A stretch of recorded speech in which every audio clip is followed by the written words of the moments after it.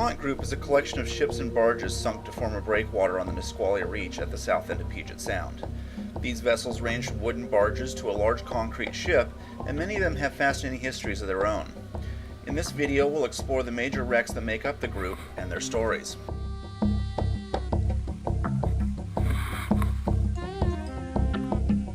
The town of Dupont, located south of Tacoma, Washington, is named for the Dupont Corporation, which operated a plant making dynamite and TNT here for a number of years. The company operated small freighters over the years to haul their products to customers in remote locations, and a narrow gauge railway which hauled the dangerous cargo from the factory to the company's dock. Another major industry in the area was logging, and raw logs would often be rafted together and towed from the forest to the mills. Logs were often stored in the water until the mills were ready to use them, and one of these storage areas was established at the mouth of the Nisqually River. In order to keep the log rafts from being broken up by storms, old ships were acquired and sunk, forming a breakwater. The logs, along with much of the logging industry, is now gone, but the wrecks that once protected them remain to give us a glimpse into the past.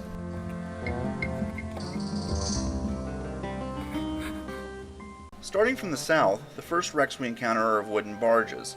These are believed to be the oldest part of the breakwater and are the most decayed. North of these, we come to the remains of the schooner Nottingham and the steam tug Wanderer. Both vessels were purchased surplus after World War II, stripped of anything valuable, and sunk on the Reach. The Wanderer is laid over on her port side with her bow pointed north, and much of her keel, along with some of her hull planking, remains. There is also the rust remains of what appears to be one of her fuel tanks, along with many metal artifacts on the wreck.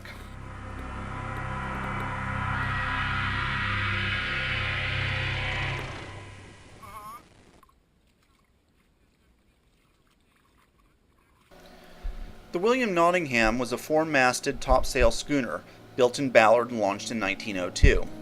On June 3, 1902, she departed Tacoma for Sydney, Australia on her maiden voyage under the command of Captain G.C. Taylor. The 211-foot, 1,062-ton ship spent the next decades hauling lumber, coal, and whatever other cargo she could find all over the world. During World War II, her masts were removed and she was used as a barge hauling cargo up and down the west coast. Today, the remains of the Nottingham sit upright on the seabed with the bolts which once joined her massive keel now supporting millions of mussels and other sea life. Sections of her bottom planking remain intact, and various spikes and fittings litter the site.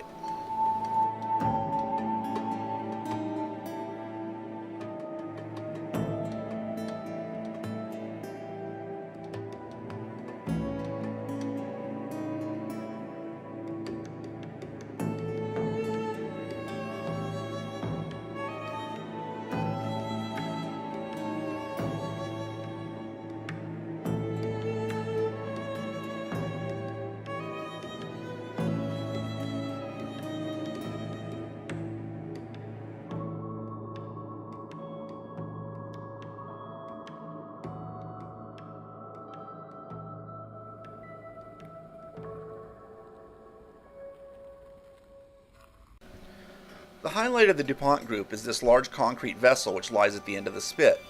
It is believed that she was sunk here sometime in the 1960s or 70s, making her the last addition to the group. In order to sink her, the engine room and forward hold were filled with sand, and this uneven loading caused the hull to crack amidships. A definitive history of this vessel is not yet available, but based on the evidence I believe she was a type of vessel called a lighter. Lighters are used to haul fuel and supplies to larger vessels while in port, reducing the number of times the large ship needs to be moved. The wreck has two large void spaces, one on each side, with fittings that suggest they were used to haul liquid cargo. Forward, she has a full-width hold with a large hatch, which would have been used for dry cargo.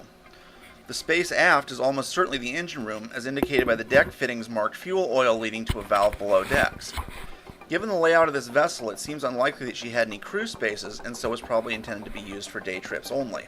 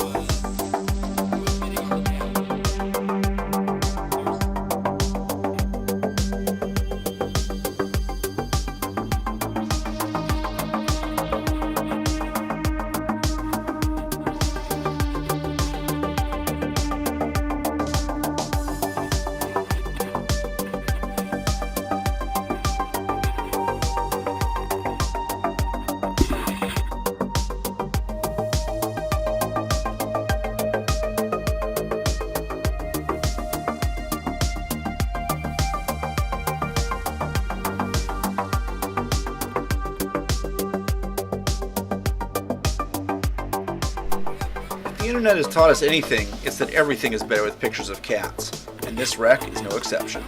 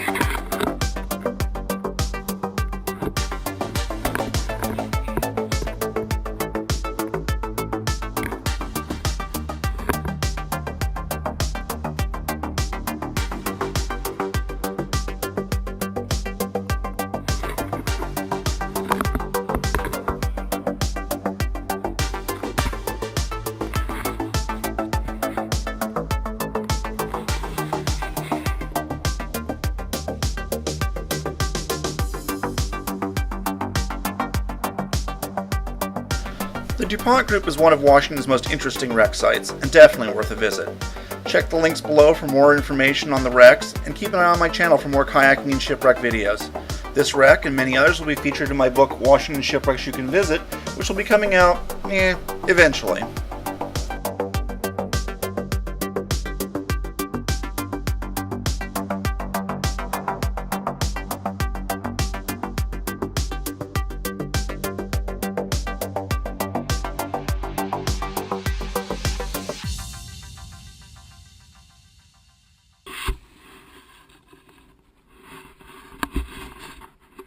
Okay, you want to come take this?